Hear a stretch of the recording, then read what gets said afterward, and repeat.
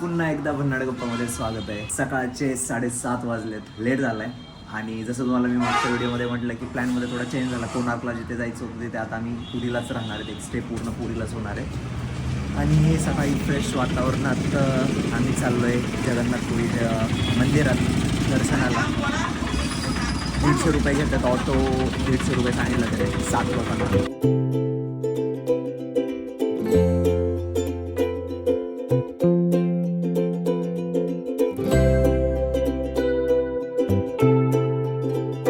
ऑटोवाल्याने आम्हाला सोडलंय मंदिराजवळ.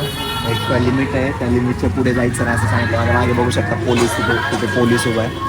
आणि चहा कोणीच पिला नव्हता सकाळी सकाळी, तर चहा घेत आहेत सगळे. आता चहा पिण्याची फिलिंग आली मला. तर ट्रेनमध्ये चहा पिऊन पिऊन सपक झालं होतं तो.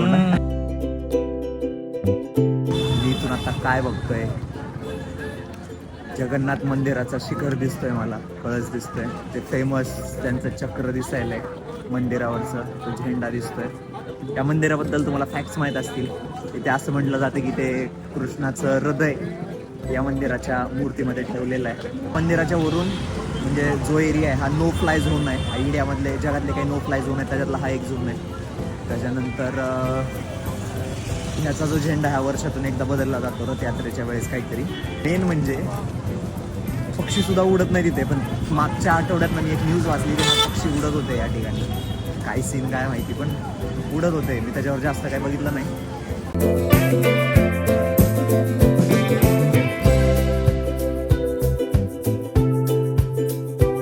माझ्या मागे बघताय तुम्ही, ते आहे श्री जगन्नाथांचं मंदिर.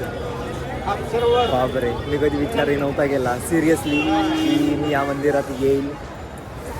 अजून दर्शन व्हायचं आहे ॲक्च्युली, पण तुम्ही बघताय ना फोटोज खूप झाला, अर्धा तास इथे झालं. फोटोजच काढतोय आम्ही किती वेळ झाला.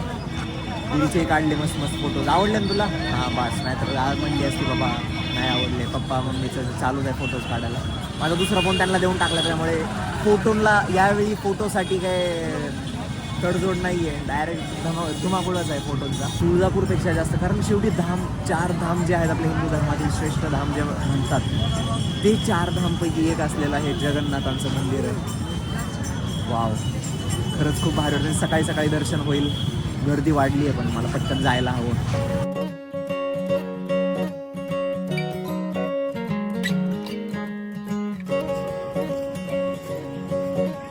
मी कुर्ता घातलाय आणि बापरे, कालच हेअरकट मारलाय, त्यामुळे तुम्हाला माहिती आहे बॉईज आफ्टर हेअरकट कसं असतं.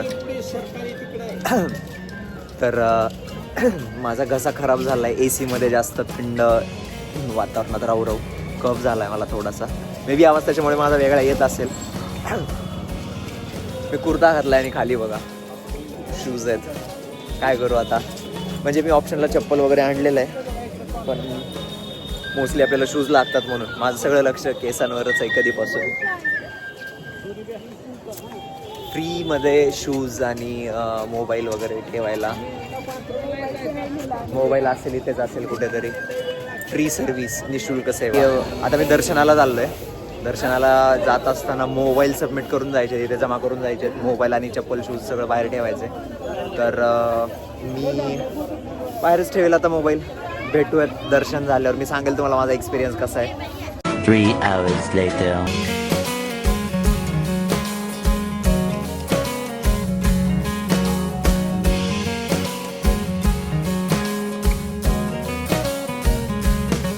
ओके, तर फायनली दर्शन झालेलं आहे.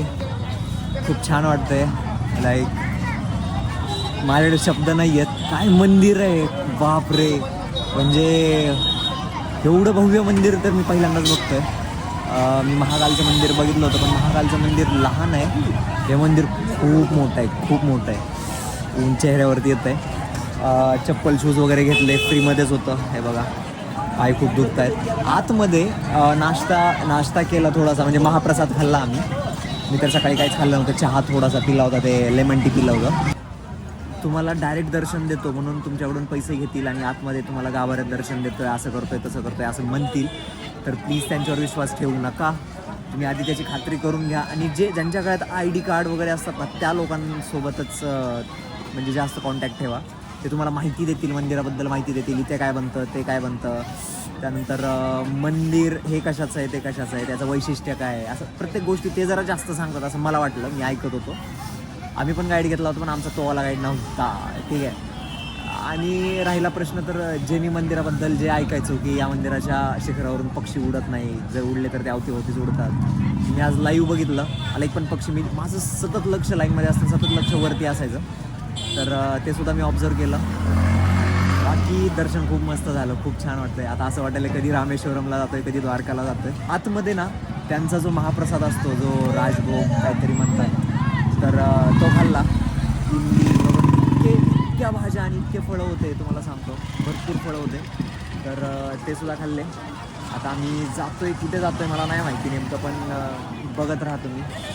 आणि जय जगन्नाथ. माझ्यासमोर एक मुलगी आहे, तिला मराठी कळते वाटतं, ती हसते मी बोलताना. ठीक आहे, चला. व्हिडिओ आवडला असेल तर लाईक शेअर सबस्क्राईब करून टाका. आणि चॅनलवर नवीन असाल तर तेवढं लाईकचं बटन ठोका की जरा, कारण कसं आहे, तुमच्या तेवढ्या एका छोट्याशा ॲक्शनने मला मदत भेटते, मला स्फूर्ती येते काम करण्यासाठी. ठीक आहे.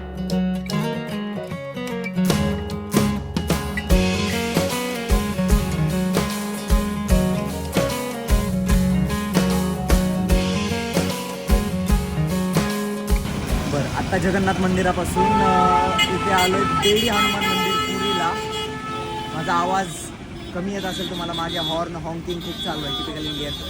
ठीक आहे, मी तुम्हाला दाखवतो. माझ्या मागे एंट्रन्स बघू शकता तुम्ही. त्या एंट्रन्सला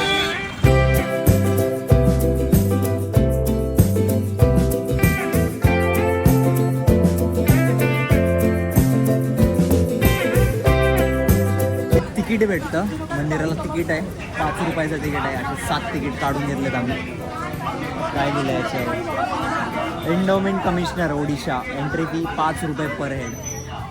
बघा, हे असे तिकीट्स आहेत. आणि चप्पल शूज तुम्हाला असेच बाहेर सोडावे लागणार आहे. बघा, असे दिसतंय, असेच बाहेर सोडावे लागणार. मंदिर छोटंसंच आहे, पण property of government of Odisha, Bedi Hanuman temple. मी मंदिरात दर्शन घेतलं. तुम्हाला दिसत असेल माझ्या कपाळावर काही गंध नाही आहे किंवा कुठला टिका टिळक काही नाही आहे. तर त्याचं रिझन असं आहे, आतमध्ये जाताना लावलेला आणि बाहेर येताना काढला होता मी. ठीक आहे. हे जे मंदिर आहे हे आहे बेडी हनुमान मंदिर. याच्याबद्दल खूप सारी माहिती तुम्हाला यूट्यूबवरती अवेलेबल आहे. मी सुद्धा सांगितली असती, पण मी सांगण्यापेक्षा जे माझ्यापेक्षा खूप छान यूट्यूबर्स आहेत ज्यांनी ऑलरेडी खूप छान माहिती दिली आहे, तर त्या लोकांचा व्हिडिओ तुम्ही नक्की बघा. आणि आतमध्ये परमिशन नाही आहे व्हिडिओ काढायला, त्यामुळे मी बाहेरूनच काढते. पण आतमध्ये खरंच खूप छान अशी मूर्ती आहे. नॉर्मल जे मंदिर असतात ना आपले, त्या सेम नॉर्मल मंदिरासारखंच हे पण मंदिर आहे. म्हणजे छोटंसंच आहे, एवढं मोठं काय नाही आहे, पण गर्दी आहे इथे. तिकीट 5 रुपये म्हणजे तुम्हाला सांगितलं तेच. आता आम्ही जातो हॉटेलला परत, आणि मला वाटतं तिथे थोडं रेस्ट करू आम्ही. आणि रेस्ट करून परत बघू, बीचवर जावं लागेल.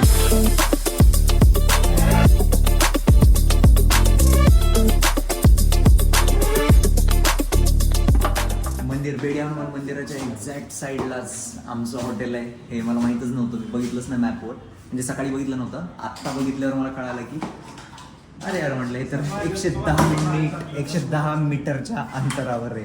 मला बोलता सुद्धा येत नाही, मला सर्दी झाली आहे आणि डोक्यात गेली आहे सर्दी. ठीक आहे, काही असो. जगन्नाथपुरी फिरायचं अजून बाकी आहे. बीचला जाऊयात आम्ही. ॲक्च्युली मी ईस्ट कोस्टला आहे, त्याच्यामुळे सनराईज इथला भारी असेल ॲज कम्पेअर टू सनसेट, नाही का. सनसेट तर मुंबईला भारी असतो. आता थोड्या वेळ रेस्ट घेतो मी. 3 hours later. आम्ही जिथे आता स्टेला थांबलोय ना, त्याच्या 100-200 मीटरच्या अंतरावर बीच आहे, पुरी बीच, BEACH. ठीक आहे. दीदी हसतीये. बाय दीदीनं आमचे केस कलरमध्ये बुडवलेत. ते बघा, काय म्हणतात ग त्याला, DII नाही, DYE. माझे केस यार, जेव्हा मी फिरायला जातो ना तेव्हाच माझे केस घाणून बसतात. इतर वेळेस असे छान छान दिसतात. तर आता बीचवरती जाऊन काही तिथे ॲक्टिव्हिटीज आहेत का, बोटिंग आहे का ते बघतो जरा, कारण इव्हिनिंगचा टाईम झाला आणि सनसेट तरचं काहीच नाही. आभाळ आलं एकदम. एवढं फिरलोय मी, एवढं भारतभर फिरतो, महाराष्ट्र फिरतो, भारत फिरतो, पण तुम्हाला माहिती आहे एक मजेची गोष्ट, तुम्ही विश्वास नाहीत करणार, मी आत्तापर्यंत समुद्र फक्त बिल्डिंगवरूनच पाहिला आहे. जेव्हा मी मुंबईला गेलो होतो, असं फर्स्ट टाईम डोळ्याच्या समोर असा समुद्र मी कधीच नाही पाहिलेला. आज मी पहिल्यांदा समुद्र बघतोय. त्या समुद्राचं पाणी माझ्या पायाला स्पर्श करणार आहे, पायाला लागणार आहे. Oh my God. मी आहे आत्ता बे ऑफ बेंगालच्या किनाऱ्यावरती, अर्थात पुरीमध्ये, ओडिशामध्ये. आणि हा माझ्या मागे बघताय तुम्ही अथांग समुद्र असा बे ऑफ बेंगाल आहे, बंगालचा उपसागर आहे. बापरे, काय लाटा येत आहेत अशा उफाळून, एकदम लाटा. जे लोक उभारलेले ते पडत आहेत खाली. आमच्यासारख्या मराठवाड्यातल्या लोकांनी जर समुद्रकिनारी कधी नेलं ना त्यांना, ठेवून नका जाऊ, नाही तर लोक येडेच होतील एकदम. एवढं पाणी बघून नाही का, मला बघल तेवढं, जेवढी नजर टाकेल तेवढं पाणीच पाणी आहे. बीचवरती आलोय आणि मला काय दिसलंय, दारूची बाटली. लक्षात ठेवा, तुम्ही टुरिस्ट प्लेसला येत आहे, मजा मस्ती करा, पण हे दारू सिगरेट हे करायची जागा वेगळी असते, तिकडे करा ना. तुम्ही टुरिस्ट प्लेस, पब्लिक प्लेस का खराब करताय तुम्ही? असं कधीच करू नका प्लीज, कळकळीची विनंती आहे तुम्हाला. मी एवढा का डुलतोय तर माझ्याकडे आता शब्द नाही आहेत सांगायला. हे बघा, खालून दिदी व्हिडिओ काढते माझा. ऊंट की सवारी, ऊंट की सवारी.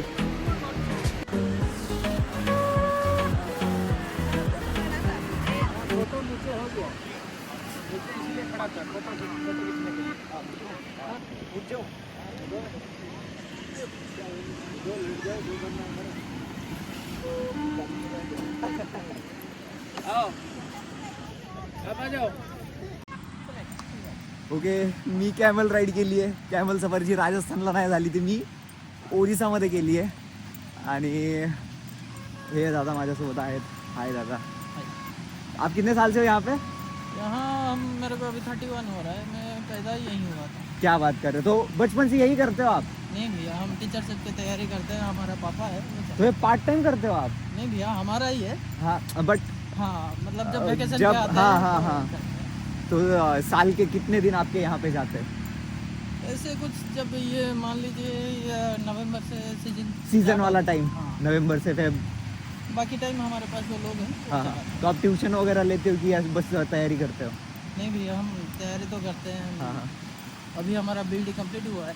बीएड, हाँ, सही है सही है तो वो TT का प्रिपरेशन कर रहे हैं। सही आहे. बघा, म्हणजे ते सांभाळून पूर्ण हे करायचंय, उंट सांभाळायचं, हे सफारी ठेवायची ते बीचवरती.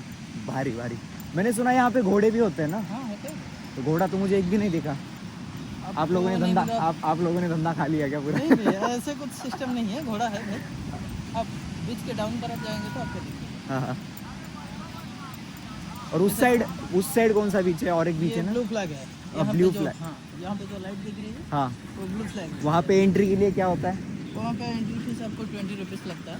पर छोड़ते हैं ना अंदर? हाँ, और स्पेशल ऐसा क्या है? स्पेशल कुछ मतलब क्या है, आपको डिस्टर्बिंग सिस्टम नहीं है वहाँ पे, नो नॉइज। ओके, तो वहाँ पे वेंडर आपको डिस्टर्ब नहीं करते। ये पूरी बीच है, सही? ये सिटी रोड बीच है, ये फॉरेनर का बीच है। अच्छा, मतलब फॉरेनर लोग ज़्यादा यहाँ पे आते हाँ, हैं. उनको थोड़ा स्पेस एरिया थोड़ा खाली चाहिए ना। हाँ, उनके यहाँ के बीचेस ऐसे ही होते हैं. तो आप अगर आपको भीड़ भड़का चाहिए, यहाँ से 4 किलोमीटर दूर गोल्डन बीच है, अच्छा, वहाँ जाइए। गोल्डन बीच पे कुछ तो वो समंदर शिल्प का आरती होता है शाम को। अच्छा, अभी मिलेगा हम अगर हम गए तो? अगर आप 6:15-10 तक वहाँ पहुँच जाते हैं, 5:28 हो रहा है, हाँ. तो समंदर का आरती आपको शायद देखने को मिल सकता है। और क्या क्या है वहाँ पे मतलब देखने के लिए? लाइट हाउस है, स्वर्ग द्वार है। टिकट लगता होगा ना? हाँ, नहीं भैया, सब फ्री ऑफ कॉस्ट है। बस यही बस पेड है. हाँ, समंदर की लहरों में अब मैं जाऊंगा और मेरे पाव धुऊंगा, मेरे पाप धुऊंगा. पाप काय करावं, आयुष्यात जेवढे माणसाने पाप केलेत ना तेवढेच पुण्य केलेले असतात.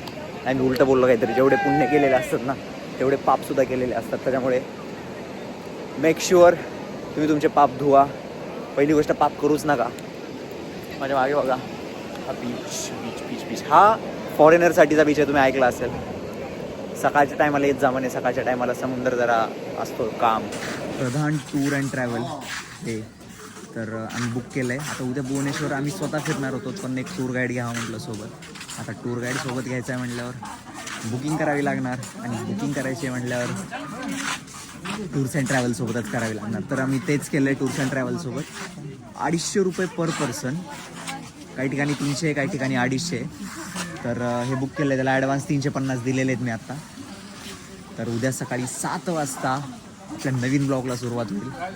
7 वाजता आपण नवीन ठिकाणी जाणार आहे, ते म्हणजे कोणार्कला. आणि सनराईजचं मला असं ते म्हटलं की धुकं एवढे पडत आहेत आता, सनराईज विनराईज काय तुम्हाला दिसणार नाही, 8 वाजता सनराईज दिसेल. तर बघूयात मग आता काय होतं ते. हे आहे, त्यांनी नंबर वगैरे दिलेला आहे. मी सांगेल तुम्हाला रिव्ह्यू, आणि जर चांगला वाटला तर तुम्ही सुद्धा नक्की त्यांच्याकडून म्हणजे मी तुम्हाला रेकमेंड करेल की त्यांच्याकडेच जा तुम्ही.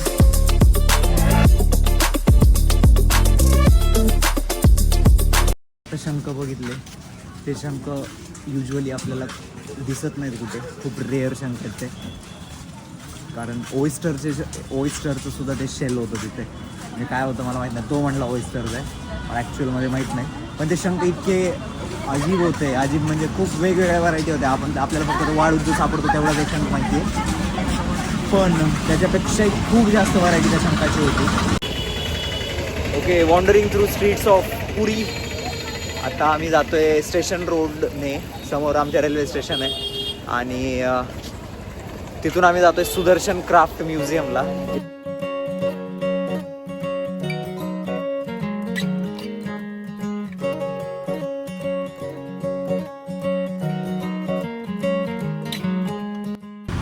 बघताय तुम्ही, हे राहतोय मावशीने बनवला.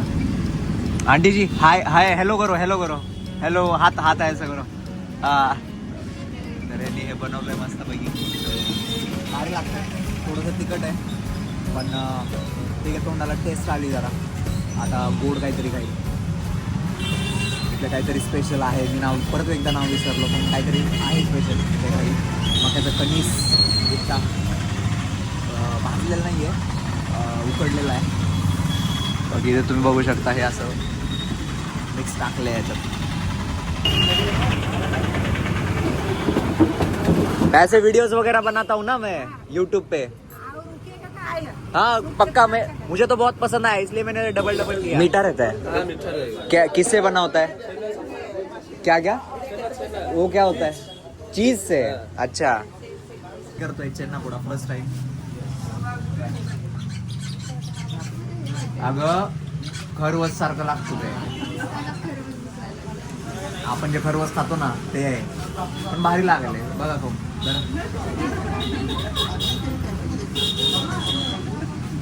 ठीक आहे. कैसा? 350 रुपये किलो. बघा, मला वाचता येत असेल तर या ठिकाणी आलोय आम्ही. हे जे काही लिहिलंय याला म्हणतात सुदर्शन क्राफ्ट अँड म्युझियम. हे एक पगोडा टाईप आहे, इथे आतमध्ये म्युझियम आहे क्राफ्टचं. जास्त काही असं बघायला नाही आहे, पण हे पगोडा टाइप आहे काहीतरी. सर जी नमस्ते, इसकी थोड़ी इन्फॉर्मेशन मिली कि मुझे? बुद्ध मंदिर है, अच्छा, और ये 1985 में जापानीज गुरु है, इनके द्वारा स्थापित हुआ है. अच्छा, मतलब जापानीज गुरु के द्वारा स्थापित हुआ है. ओके,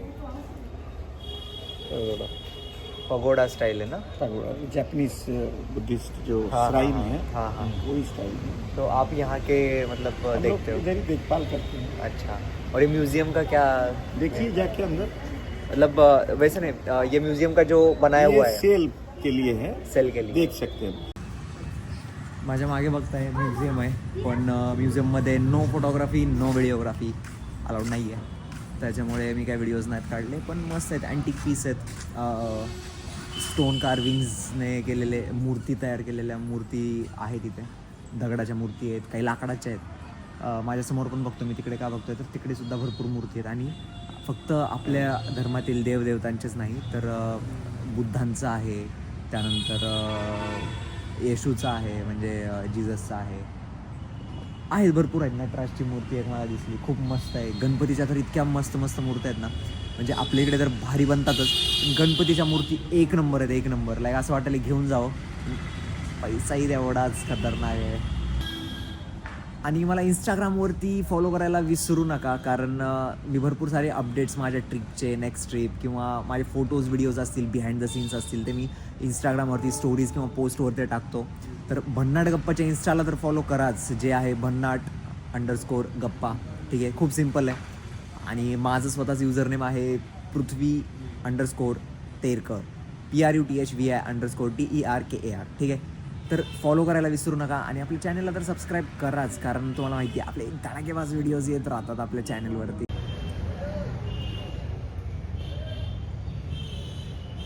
मी परत जगन्नाथ मंदिराकडे का आलो आहे याचं रिझन असं आहे की पुन्हा एकदा दर्शन घ्यायचं आहे मम्मीला, पप्पांना आणि त्यांच्यासोबत जे कोणी आहेत त्यांना पुन्हा एकदा दर्शन घ्यायचं आहे. मी म्हटलं तुम्ही या जाऊन, मला बेकार ताप आला आहे, सर्दी पण झाली आहे. आणि माझ्या मागे बघू शकता इथे मंदिर आहे. जय जगन्नाथ. दर्शन भेटलं मला घरी बसल्या, माझा थँक्यू म्हणा रे, मला थँक्यू म्हणा. आणि खरंच तुम्ही एकदा तरी यायला पाहिजे, 4 धाम केले पाहिजेत ते म्हणतात ना, का ते इथं आल्यावर कळतं, मनाला शांती भेटते. खरं सांगतो, आतमध्ये गेल्यावर, बाहेर तर खूप गोंधळ आहे खूप, पण आतमध्ये प्रत्येक मंदिर, प्रत्येक शिल्प, प्रत्येक काहीतरी स्टोरी सांगतं. आणि याच्याबद्दल जेवढी माहिती मला रोज भेटते, आज दिवसभर झालं, जेवढी माहिती जास्तीत जास्त भेटते ना, गोळा करतोय मी, तेवढं मला अजून आश्चर्य वाटतंय. कारण खूप काही अमेझिंग फॅक्ट्स या मंदिराबद्दल आहेत. माझ्या मागे बघताय तुम्ही मंदिर आहे. मी आता जातोय रूमला. भेटूयात पुढच्या व्हिडिओमध्ये. तोपर्यंत tata, bye bye, take care, काळजी घ्या.